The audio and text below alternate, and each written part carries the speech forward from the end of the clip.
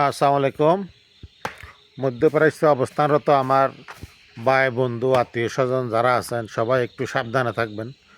কারণ আপনারা একজন প্রবাসে থাকলেও বাড়িতে আপনার 5 জন 10 জন ফ্যামিলি মেম্বার সবাই আপনাদেরকে নিয়ে চিন্তিত থাকবে এখন, যেহেতু মধ্যপ্রাচ্যে একটা যুদ্ধ শুরু হয়েছে।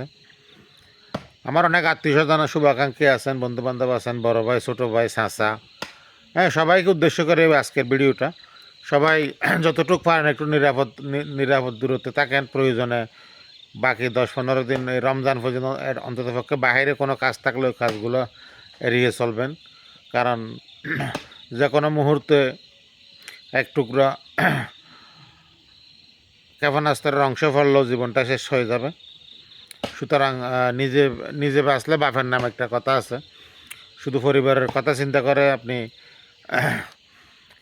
কাজের মধ্যে থেকে যাবেন, দেখা গেল এক টুকরো মিসাইল পরে আপনার জীবনটা শেষ হয়ে গেল, তাহলে আপনি একজন মারা গেলেন, কিন্তু আপনার পুরো পরিবারের স্বপ্ন ধূলিসাৎ হয়ে যাবে, আপনার ছেলে মেয়ে স্ত্রী মা বাবা। হ্যাঁ, সুতরাং যে যতটুকু পারেন একটু নিরাপদ থাকার চেষ্টা করবেন।